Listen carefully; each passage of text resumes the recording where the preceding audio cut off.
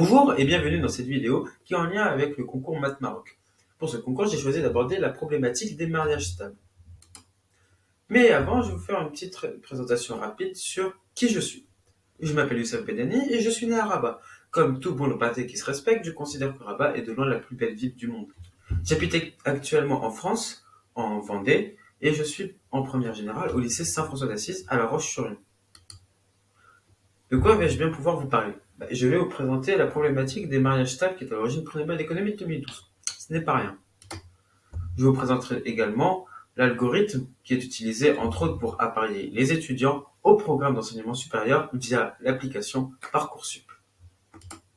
Mais dans la présentation, je vais plutôt associer des hommes à des femmes parce que c'est beaucoup plus amusant, comme ce fut le cas d'un papier original. Mais attention, petite parenthèse avant de commencer la vidéo, je vais employer un jargon qui est issu des relations amoureuses, d'accord?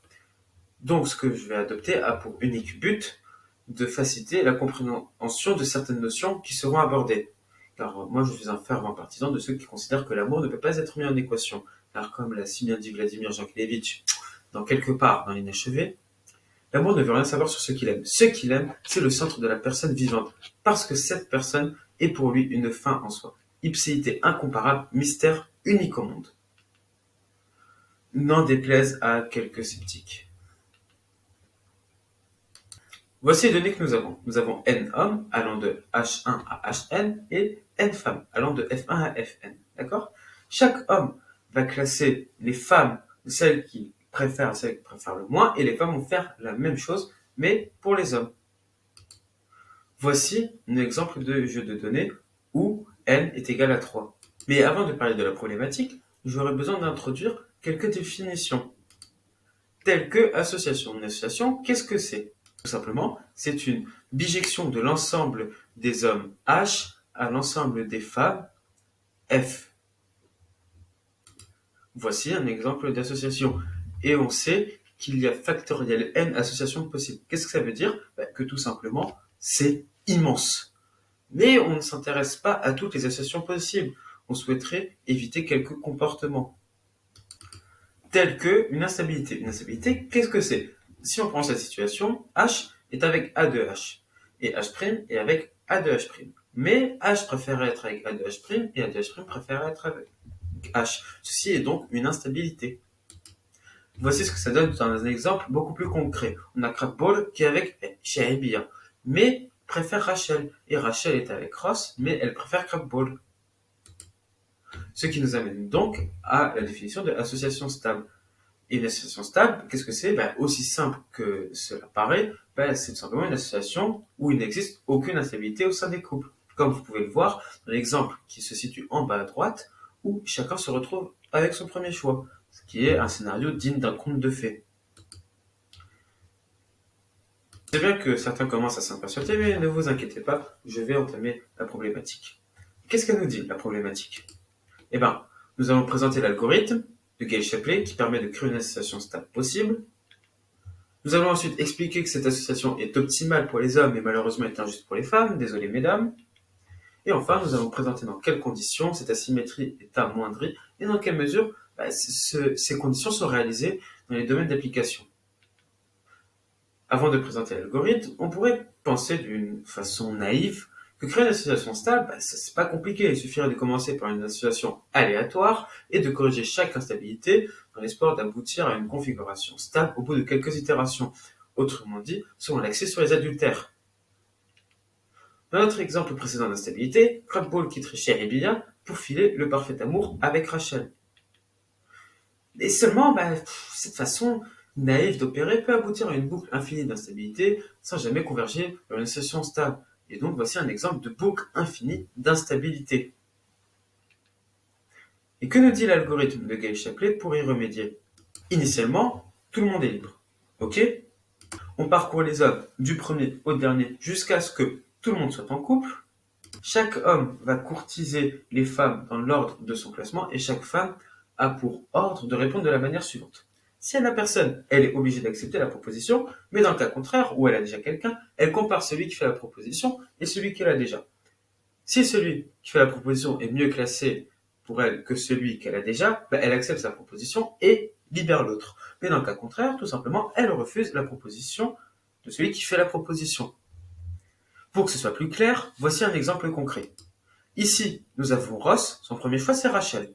Rachel est la personne, donc elle est obligée d'accepter. Chandler, lui aussi son premier choix c'est Rachel. Mais Rachel, elle préfère Ross, donc elle refuse. Son deuxième choix alors est Monica. Monica est la personne, donc elle est obligée d'accepter. Vient enfin le tour de Joey, où Joey lui aussi préfère Rachel, mais encore une fois Rachel préfère Ross, donc elle va gentiment refuser. Vient le tour de Monica, mais Monica, elle préfère Chandler, donc elle refuse. Ce qui vient enfin au tour de Phoebe, et vu que Phoebe, elle n'a personne, elle va accepter la proposition de Joey, ce qui nous crée une configuration stable. On s'intéresse désormais à l'ensemble des associations stables associées à un jeu de données, et on voudrait comparer les couples issus de l'association par l'algorithme de Gale-Shapley et les couples issus d'autres associations stables possibles.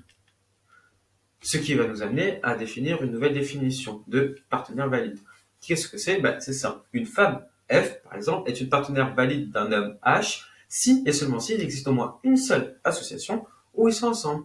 De même, pour un homme. Que dit le théorème d'optimalité? Pour tout homme H, l'algorithme Gale-Shapley associe H avec sa meilleure partenaire valide possible. Autant dire que les hommes sont contents. Mais par contre, désolé mesdames, mais pour toute femme F, l'algorithme associe F avec son pire partenaire valide possible.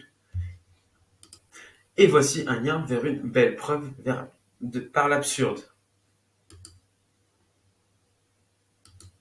On vient de voir que l'algorithme est optimal pour les hommes, mais malheureusement est injuste envers les femmes. Mais cependant, il est quand même utilisé dans des situations concrètes.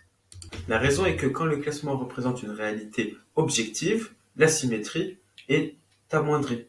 Pour mettre cela en évidence, nous avons réalisé l'expérience suivante. Plutôt que d'avoir un classement, nous avons généré des notes entre 0 et 1, qui induisent un classement pour l'algorithme. Ensuite, nous avons introduit un nouveau paramètre, qui est le paramètre θ, qui reflète une part d'objectivité. De sorte que la note se décompose en deux parties. Une partie objective régie par θ et une partie subjective régie par 1 moins θ. Si on prend l'exemple ici, quand θ égale 0, donc on peut le voir là, la note est purement subjective. Mais par contre, quand θ égale 1, la note est purement objective. Pour chaque θ, on génère 10 000 jeux de données dont les notes sont objectives à hauteur de θ. D'accord? Pour chaque jeu de données, on applique l'algorithme de Gale-Shapley pour ensuite avoir des couples stables. Ensuite, on calcule MH, qui est la moyenne des notes attribuées par les hommes à leurs partenaires. Et enfin, on calcule MF, qui est la moyenne des notes attribuées par les femmes à leurs partenaires. Voilà ce que ça donne quand le facteur d'objectivité est égal à 0. Nous avons deux distributions qui sont bien distinctes. Et plus le facteur d'objectivité augmente, plus les distributions se rapprochent jusqu'à s'interposer quasiment l'une sur l'autre. Conclusion. Nous avons introduit la problématique qui consiste à chercher des associations stables. On a montré que la méthode du laisser-faire, c'était pas concluant du tout. On a montré que cette association de Gale-Shapley était optimale pour les hommes et injuste pour les femmes.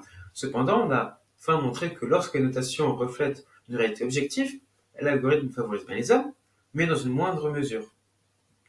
Il est donc raisonnable de légitimer d'utiliser un tel algorithme pour associer des étudiants à des parcours scolaires. Voici quelques références qui ont été utilisées. Merci de votre attention.